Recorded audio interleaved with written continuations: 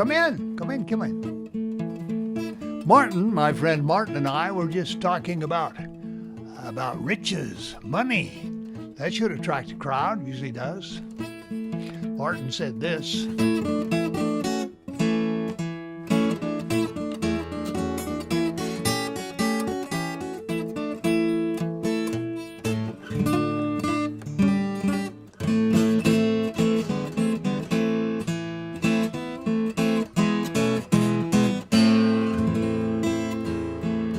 Well, despite my missing a couple of notes there, you probably recognize that as Tevye in Fiddler on the Roof, singing If I Was a Rich Man. We can all identify with that. It's a delightful song from a marvelous musical, and one that most of us can identify with. Sometime or other, we've kind of wished if we weren't at least rich that we had a bit more. Well, how about what they call the smart money? How does the smart money deal with this? The people who really know how to do this. But to introduce that, I have a tragic story I need to warn you up front. It's a sad story. I read it years ago about a man who wanted to do exploring. He went out of this country. It was very uncivilized, as it were. And he hired some people to help him, bearers to carry the stuff.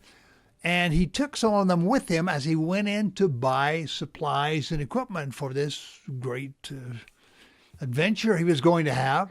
And they saw him. He'd get this good stuff, exciting stuff with food, equipment, lots of things. And then he'd just take out a little book and he'd write a note in it and give it to the people. And they'd give him the stuff. They said, wow, that's a magic book. It was, of course, a checkbook. Unfortunately, these people were not acquainted with a number of things, and they ended up killing the man and stealing the magic book. How far did they get, do you suppose, trying to spend that money? Not very far. Tragic story. But also tragic is the fact that we see that around us all the time. And we may even tend to participate in it some, and that is we sell a life for things of the world. Unfortunately, sometimes it's our own life. By that I mean sometimes we trade big parts of our life, our efforts, our energies, our ideas, and to get the things of this world. Now, obviously, a certain number of things we need to survive. But I'm going to talk about when we just get hungry to have these things. How does that work out? Well, we're dealing in very short-term kinds of increase in our goods, what we want. But it's not a long-range view.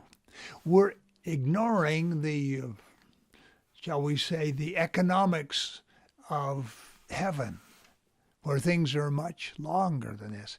If we were thinking in terms of that, who of us wouldn't give 10% of what we have as a tithe, wouldn't be willing to give more if it were as an offering to help those less fortunate than ourselves? Just good practices. If we did that, and we knew that if we did, then the person who owns all these good things would open up. Well, let's read it. This is from the book of Malachi. It's also in 3rd Nephi. This is the Lord speaking. Bring ye all the tithes into the storehouse, that there may be meat in my house. And prove me now herewith, saith the Lord of hosts, if I will not open the windows of heaven and pour you out a blessing, that there shall not be room enough to receive it. Unquote. We might add enough room to store it, enough.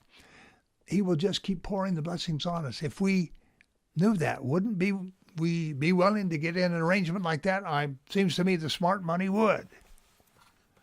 But we have a short perspective, a worldly perspective, and sometimes that can mislead us, and sometimes tragically it can take too much of our lives, and maybe a good portion of our lives dedicated to those things. But suppose you were really good at this, and you really good. Say you got into real estate and you had a real skill for it. You started by flipping houses, and then you started by expanding into building subdivisions, and then maybe whole towns, and before long you were owning states and then nations until finally you own the whole world. Now that ought to be smart money, right?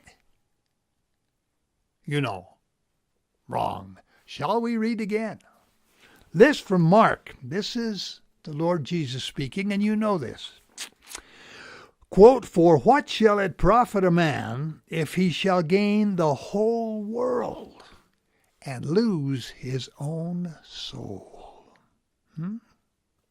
Not so smart after all. So when looking for the real rewards, we should look beyond what the world would offer us and beyond the short time that we might control it. Look to the economics of eternity and take the goods that are offered for us there freely by the Lord who owns it all. Anything short of that is, in some measure, trying to buy things, give a life to get a stolen checkbook. Not going to work.